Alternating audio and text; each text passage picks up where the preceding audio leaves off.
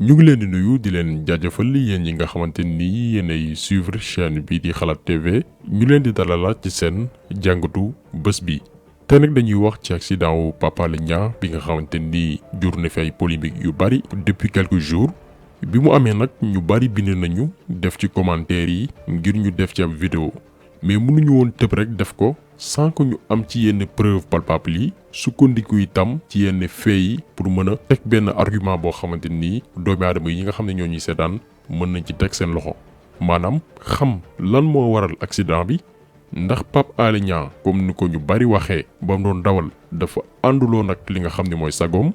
naka la takk der yi gérer affaire boobu noonu maanaam mbir mi moment bi nga xamante ni ñi ngi jël Pape Alé Niang di ko yóbbu commissariat pour déglu ko lan moo fa xew mais aussi aborder benn partie mooy anam gi nga xam ni yenn médias yi noonu la ñu traité information bi. parce que dañu seetlu que ni bi mbir mi amee en moins de 12 heures de temps maanaam lu yées fukki waxtu ak ñaar ay information yu bari génn ci yenn sites yi te nag mu nekk ay articles yoo xamante ni bu ñuy waxee jaar fële ñeneen wax jaar na le pour wólle ne rek la plupart ci ñoom sérieux bi war ci traitement information amuñu ko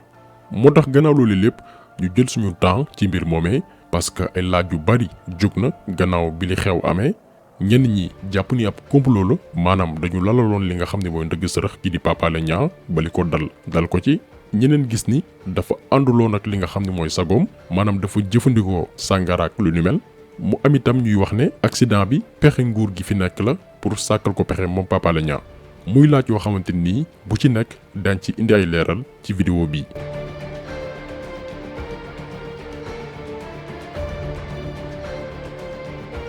dañuy ñëw d'abord ci naka la accident bi amee maanaam fait yi parce que am na version yu bari yoo xamante nii gis nañ ko comme ni ngeen ko xamee mbir mi ngi xew ci guddi alxamis maanaam jeudi 20 février 2020 fi nga xam ne mooy corniche Pape Alé Niang jugee centre ville pour dem këram doon dawal benn auto marque BMW X6 mais bi mu yegsee fi nga xam ni mooy tunnel Soumbédioune bi avancé lu toll ci 30 jàpp 50 mètres la foncé ci benn véhicule marque Renault.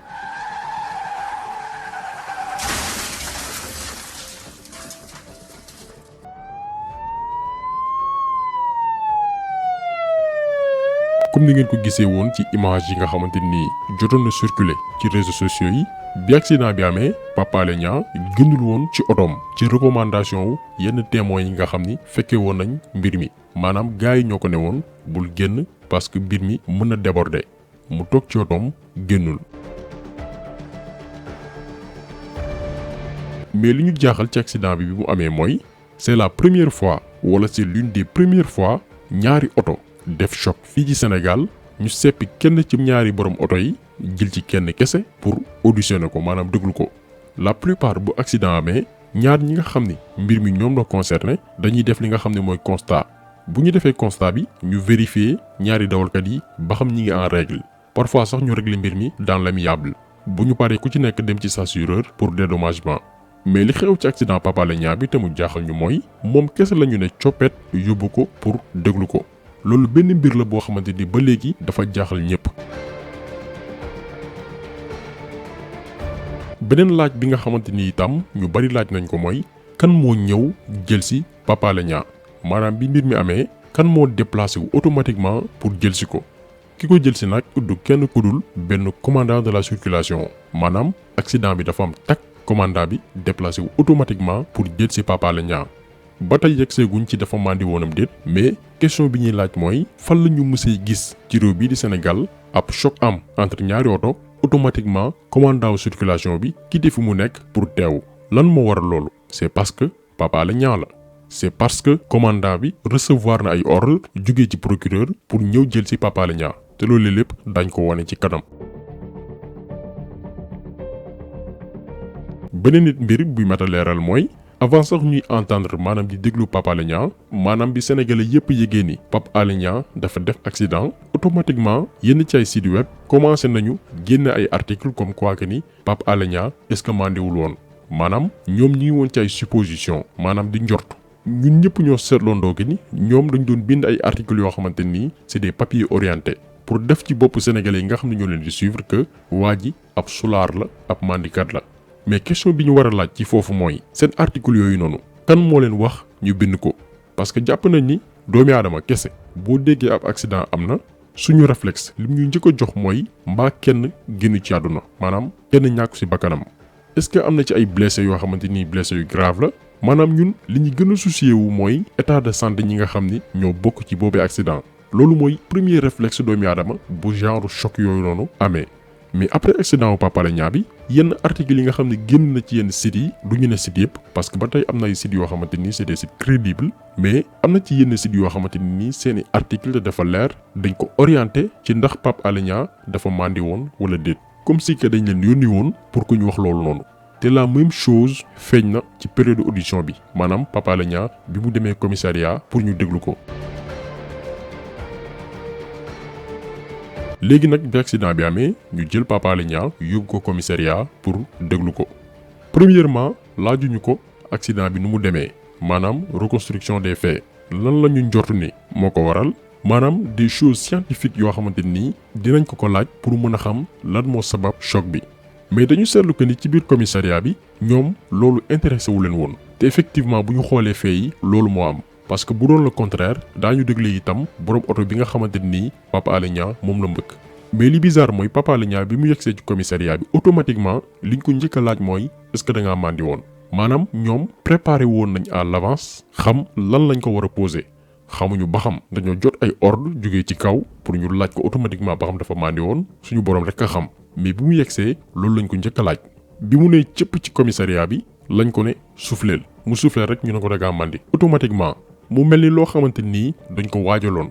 léegi nag dafa màndi woon ci période accident bi am déet loolu dara wóoruñu si mais lu doy waar mooy moment biñ koy auditionné lépp lu fa xewoon à la seconde qui suit am na ay doomi aadama ñu ko doon envoyé automatiquement yenn site internet yi ñan ñoo leen ko doon envoyé nag xamaguñ ko ba léegi mais li wér te wér mooy amoon na volontairement benn stratégie benn pexe pour présenter waa ji muy Pape Alé Niang comme ab soulard pour qu'enfin ñenn ñi sib ko. parce que Sénégal ñëpp xam nañ naka la ñu considérer li nga xam ne mooy sàngara ak yeneen xeetu sinébar yi maanaam képp ku koy jëfandikoo rek dafa am benn bët bu ñu lay xoolee société bi donc ñoom est-ce que dañu bëggoon jël waa ji rek présenter comme ab soulard pour que peut-être ñenn ñi nga xam ne ñu ngi koy déglu bañ koo bàyyi te xel loolu suñu borom rek a xam mais bu ñu seetloo fee yi nga xamante ni am na diggante accident bi ak bi ñu koy yóbbu commissariat xel tey na.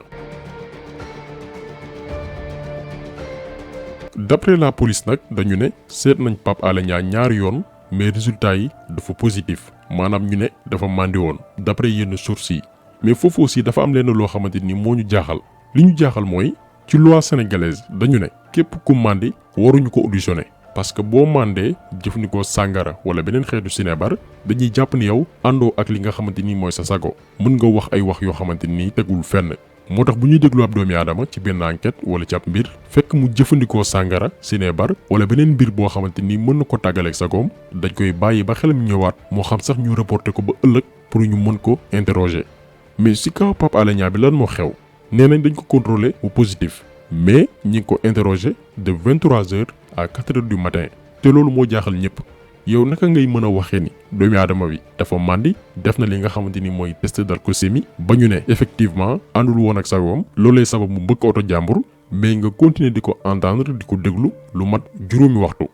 foofu nag ñaari mbir am na soit takk der yi ko doon déglu yat bi dal seen kaw parce que yoon dafa ne lii ñoom ñu def leneen loo xamante ni dafa safaanu wala li ñu wax ni dafa màndi woon dara amu ci sinon duñ ko déglu de 23h jàpp 4h du matin. ñun nag newuñ fi pour teggil tuuma kenn parce que ku wéet ak sa bàmmeel mais dañ leen di présenter ay faits yoo xamante nii doomi aadama bu ci nekk bu fekkee ni sa xel mi nga nàcc nga mën cee def sa jàngatu bopp. léegi nag gannaaw loolu ñu ne Pape Alé Niang mën na tëdd benn jàpp ñetti ati kaso te itam mën nañ ko teg amende bu toll ci 500 000 jàpp 5 millions de francs CFA. parce que normalement d'après ñoom li ñu wax Pape Alé Niang dañ ko waroon déférer et effectivement commissariat ci boppam jotoon nañ ay ordre pour que ñu déférer ko moom Pape Alé Niang la preuve bi ñu jëlee décision boobu noonu yenn sites yi commencé nañ di ko publier ne Pape Alé Niang dañ koy déférer ci àjjuma gi mooy li nga xamante nii doon na leen ko wax sànq